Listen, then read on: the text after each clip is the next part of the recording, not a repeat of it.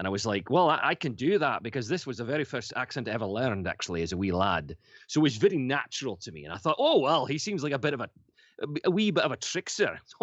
Well, I can give him a wee bit of, I can give him a wee bit of a sense of humor, but also make him a fucking badass too if I have to, right?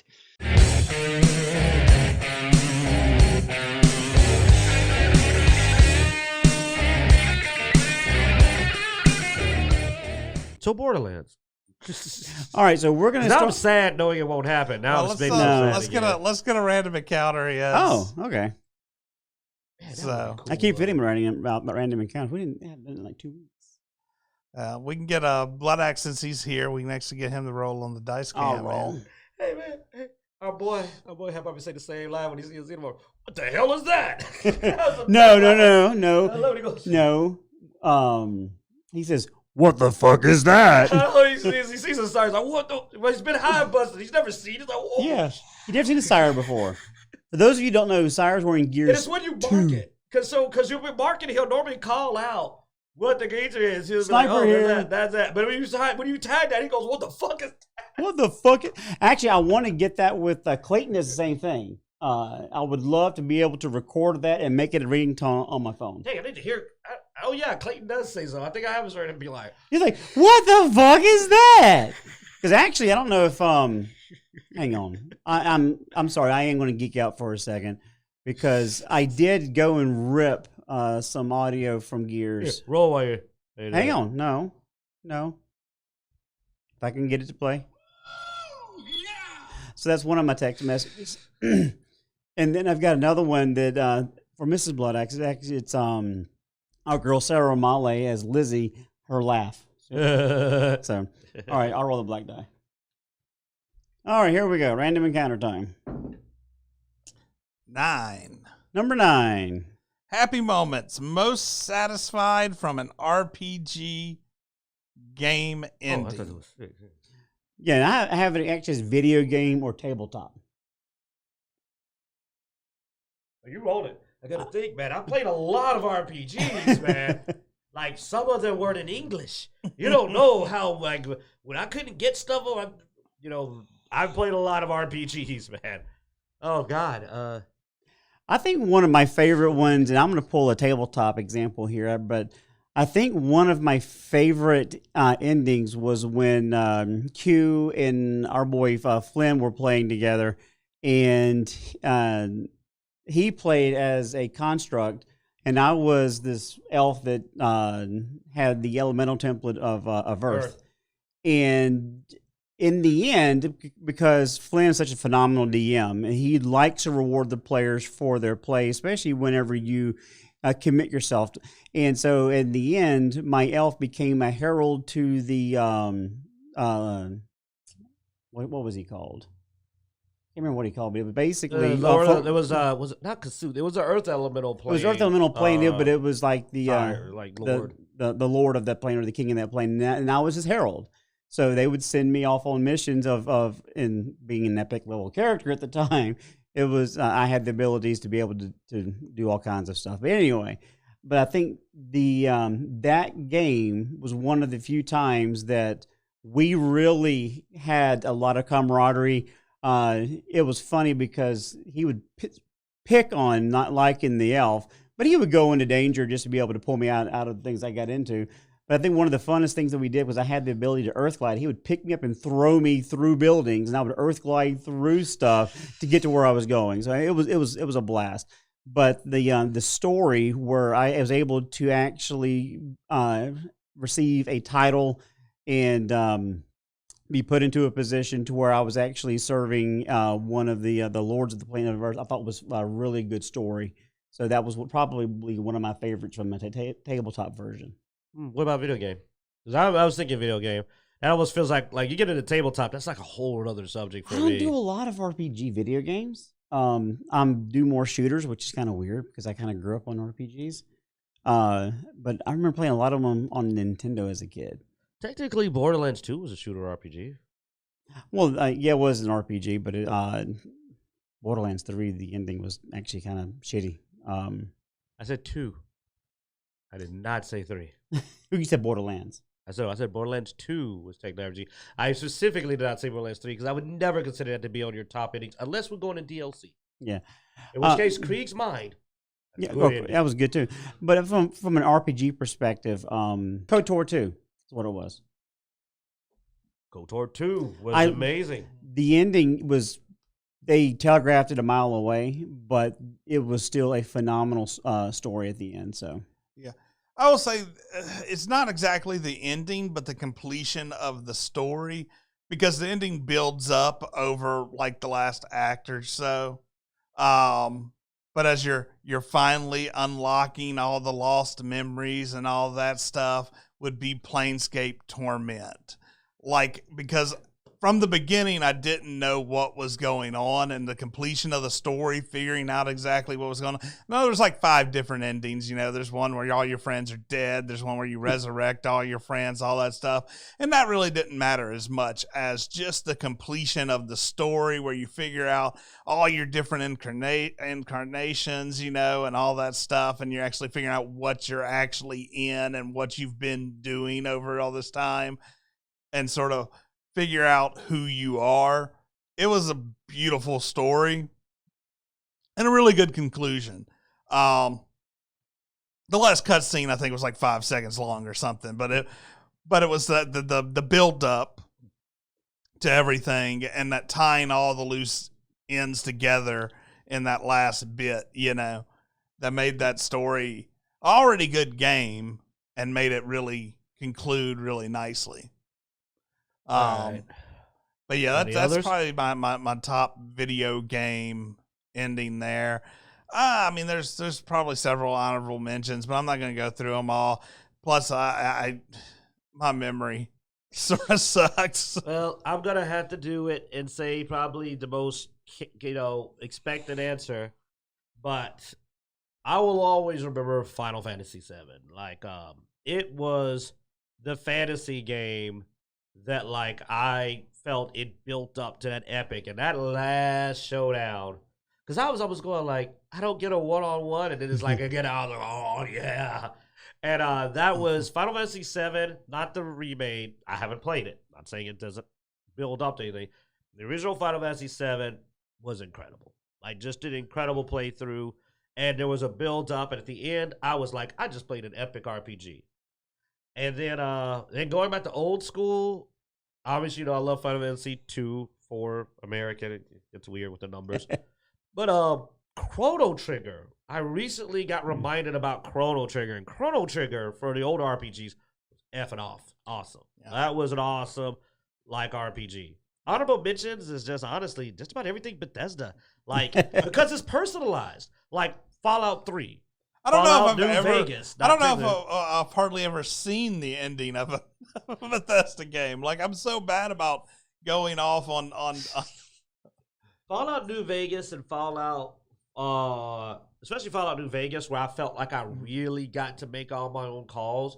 Fallout New Vegas, man, when you get to the ending, it's your however you want to go about it. Even if you say, I'm gonna be the mofo and take over everything. It was a great experience. Fallout 4, when you resolve the main storyline, felt pretty good. I always go with the Minutemen, but I also felt like I was writing my own story. Again, and of course, Skyrim. I mean, Skyrim, they did a good job with the main story, Crescendo. You mean, you're freaking like in the underworld. It goes off. So, I mean, Bethesda's been always very good for their RPG lines, their Elder Scrolls and their Fallouts building up. And in that one time that, was done by another studio in the Fallout New Vegas, building up to a very personal, I made this character, I played my way, and this is my ending. But for just well-written endings, man, Final Fantasy VII and the Chrono Trigger experiences, when I was done, I was sad to be done. Like, I was like, oh, it's over. That's when you know you played a good game, where you're like, oh, that was good.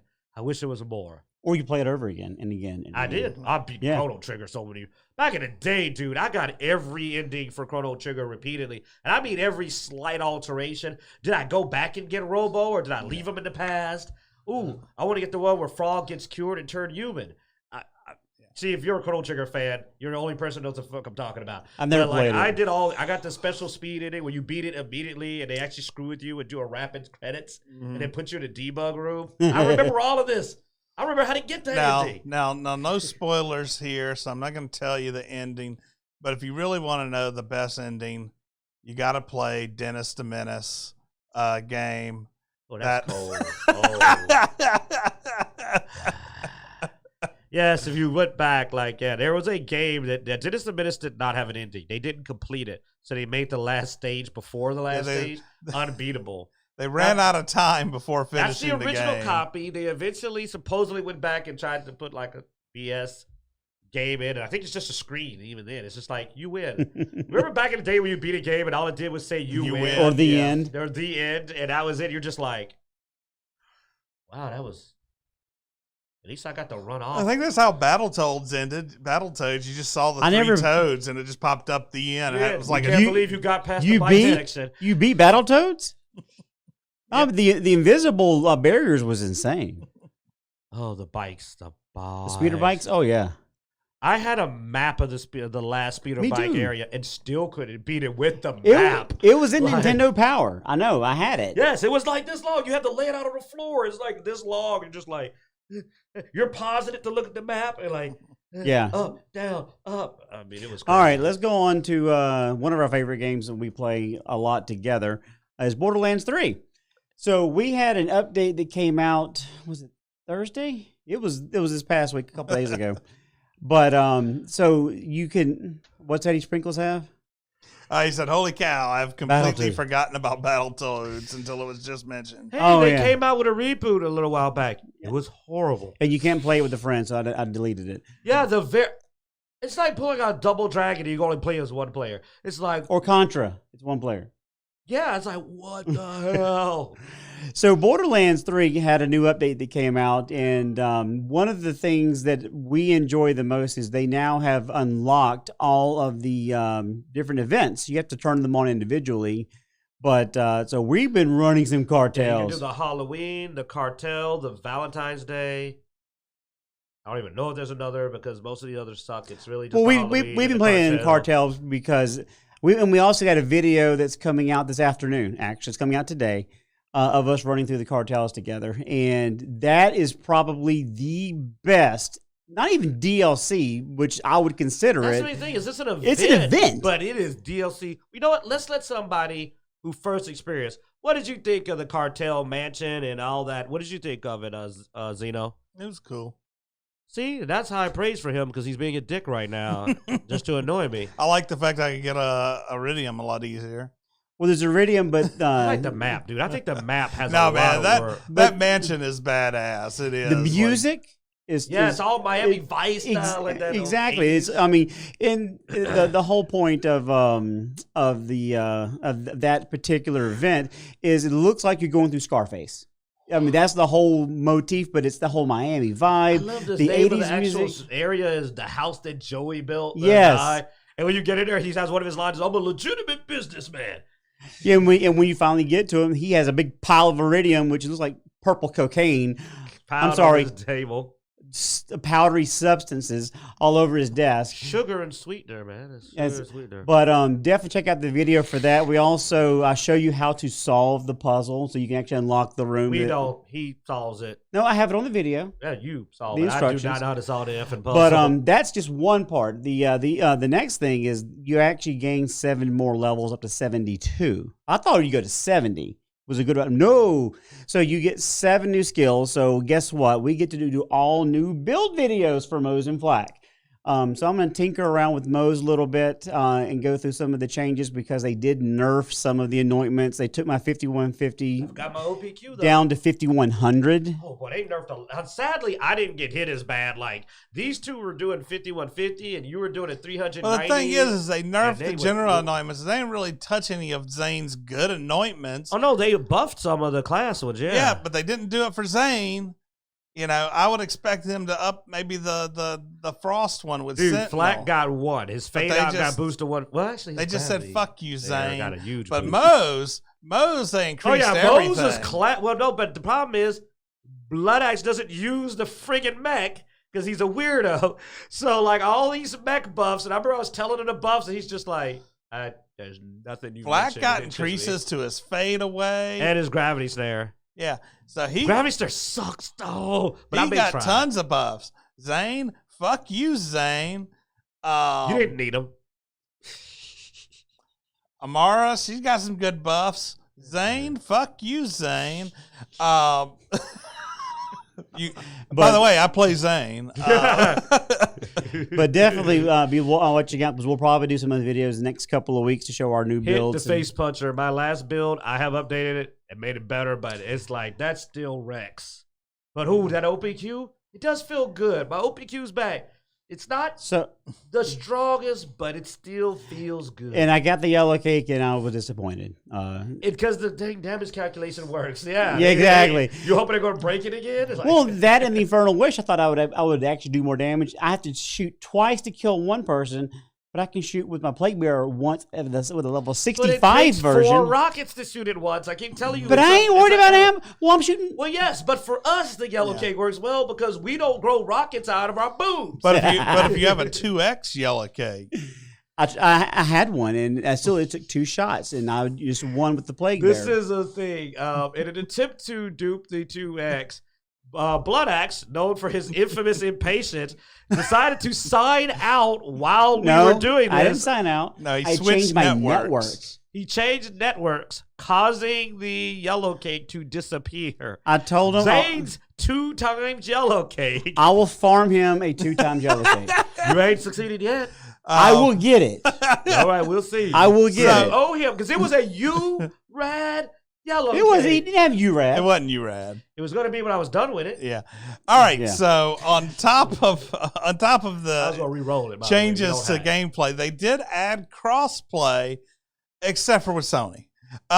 What? You're telling me that they were unwilling to put cross? That's so unfair to Sony. Why would they do this? Damn you, Randy Pitchford. Apparently, they refused to play by Sony's rules, which also brings us over to this article, which Sony insists it really likes crossplay, which was a comment by Randy, I think. Randy Pitchford. Or Jim, Ryan. Jim Ryan. But no, go into this, man. I want you to tell him because this is this crazy. This is bullshit right here. I don't like Randy Pitchford, but he's not wrong, man. Fuck. So the reason for this is apparently in some documents that came out during the Epic versus Apple legal saga, it was brought up that Sony, for crossplay compliance, wants a special royalty because they're afraid that they're going to lose people to other systems. No, they claim that they're going to spend their read it off the way they said it because it's dumber the way they said it. You're cleaning it up. Well, that's because this isn't a quote from them either. It says basically Sony wants to ensure that PlayStation players aren't running off to spend their money on other platforms while still relying on Sony servers and infrastructure to actually play the game. Which makes how great Sony's infrastructure is. Which really makes no sense, and that's why I'm going to say that's PC Gamer and not Sony making a poorly worded paragraph. I know, you're a nice guy, Zeno. He tries to give them the benefit of the doubt. Well, it's not a quote. It's their article that says it's a quote of the article. Well, yeah, but that's an outlook on PC Gamer, not an outlook on Sony. Well, our theory, which he was cleaned up to, that I do agree on, is that Sony is afraid that if you play with other people on the platforms, you realize it's more fun on those, or they might mention things like how they got this on Game Pass for free. So they're so scared of you interacting with other platforms that they're like, you got to pay us extra for us to take this risk. Because a special royalty? No one's charging a royalty for cross-platform. Okay, I got to defend, like I said, the Borderlands company.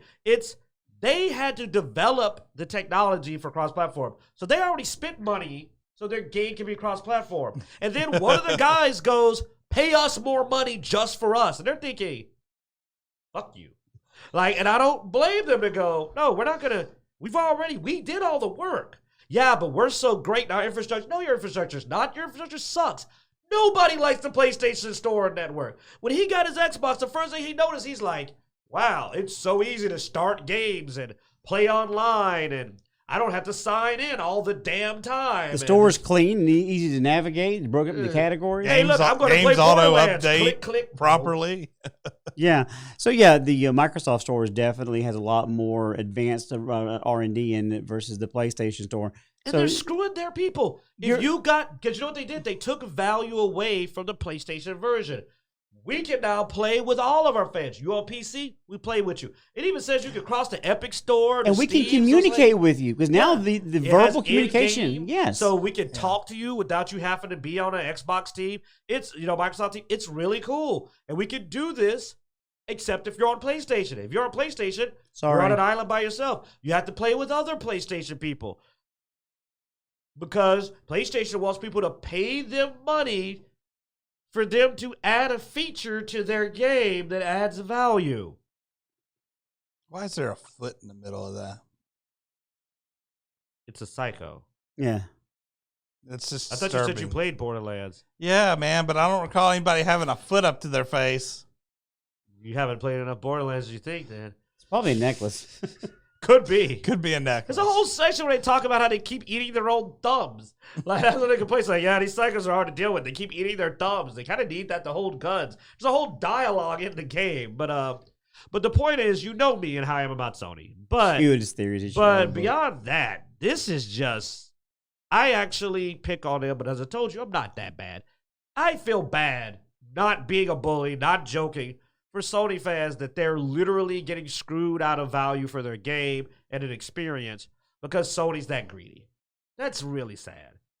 Because Borderlands, if it wasn't too much of a royalty, they probably would have paid it. Oh, what do you want? This? It had to be high enough for them to literally go. I mean, Randy posted a special post about it. That means it was an amount that they went like, yo, fuck. Well, I mean, Pitchford just said, for certification, we have been required by the publisher to remove cross-play support for PlayStation Which means consoles. they had it ready, and PlayStation Yeah, it was done. No. It was done. They had to go back and remove it. How dare you give something to our boys? They don't get the good stuff. You get in a corner, and you play with your other PlayStation people. We don't talk to those people over there. But PlayStation really wants to support cross-platform compatibility. No. They want Well, they'd love it if people would pay them. Who wouldn't want to get free money you don't deserve? I'd love cross-platform to me. I don't know how it works, but I'll take money. Here you go. Who would not? Because want Sony money? wants a cut of any cross-play title that achieves a success, believing this is justified to offset the reduction in revenue. What? Okay. Because they think if they don't allow crossplay, you'll go out there and buy a Sony so you can play with other people that play Sonys. Doesn't make any buy sense. a effing PS5 for like $500 after great difficulty in getting around the scalpers, just so you can play Borderlands with the other people that have a PlayStation. No, you're not. What's more likely to happen is you're likely to look at other consoles and go, "What's Game Pass?" And then you'll never look at them again. How do you think we've been playing Dark How Alliance? much did we play for Dark Alliance? Our monthly fee. Yeah. Our monthly subscription How fee. much am I going to be playing to play The Ascent when it comes out? Our monthly fee. What about Back for Blood? Monthly fee. Well, what are we going to be paying for? Oh, you know what? I might get some DLC for some of it. Well, we paid for Borderlands. Yeah, we got it like half off. Right, because there's some games that you're not going to have on Game Pass, but a lot of these new games, they're not AAA games. But I mean, they're B-level games. But What, the new Halo game. Well, that's different. That's how much we're going to pay for Halo. That's a Microsoft exclusive. But Yeah. some of these like Dark Alliance, and we had Outriders. I mean, games that we were interested in, but may not drop, $60 for, or even $40 for. It's there. It's free. I mean, it's part of service. Epic agreed to pay the additional fees to Sony for Epic Fortnite and Sony are crossplay. friggin' together. They probably got a discount. That's like me going, "Hey man, I give you $5, you hand it back to me," and go like, "Because that's all it is." Yeah. Oh. And here's the money, owe you. Plus, they probably had to keep Sony happy, because I mean, clearly Sony's willing to blackmail. 'Cause, I mean, Sony told them remove. That was got me. Is it isn't a case of don't develop. It's how dare you put crossplay on here. Yeah. Well, the publisher told them to remove it, but they told them to remove it because the publisher didn't want to pay Sony. I wouldn't. And you know what's the worst part? Because Sony doesn't have anything like Game Pass, a lot of this means that there are games that you can't crossplay because they want extra money for. You have to pay for on top of it, pay the full price. So you paid more probably to play the game than the person who has an Xbox, and you got less. Oh yeah. Yay, Sony. Yeah. All right. So we got one more thing we want to talk about today, and just an update that we have a submitted request for media access to Comic-Con, and unfortunately we were unable to We're get still an waiting answer. to hear back. Yeah, So we've been told they'll get back to us about the media access. We went up there. We spoke to one of the Still leaders. says time, but it still says that's wrong. I think it ends in 30 minutes. Yeah, So there's well- still 30 minutes, guys. We may get it in. We're waiting. Yeah, but we spoke to some of the people at the staff. They got in touch with the owner of the organization, and he goes, "We'll call you back." So we're like, really? Yeah, Yes. we were also hoping to interview Lando. No, I had a list for Billy D. Williams, Eric Stolansky, Ernie Reyes Jr. There was the Impala from Supernatural, and those of you that know me know that I've watched all 14 seasons. So I have to watch season 15, but I love We're Supernatural. gonna go to the Supernatural. We're going to try to go to the one in New Orleans. I'm going to New Orleans. but- If you don't want to go, that's fine. I mean, I'm taking a trip. those to of you New that are Orleans. Star Wars fans, Matt Woods was there. We also had several cosplayers that we are very. We can't advertise for them. We don't have the No, media no, no. right. This was my plan, but we also had several cosplayers that were asking for us to be there. Just any other YouTube podcasters, digital media sources, if you plan on covering any convention held by ABC Con, just know that apparently, as of right now, they do not seem to be responding to digital media. Now, we do know that the press, as far as our local television stations and so forth, did get access, but as far as digital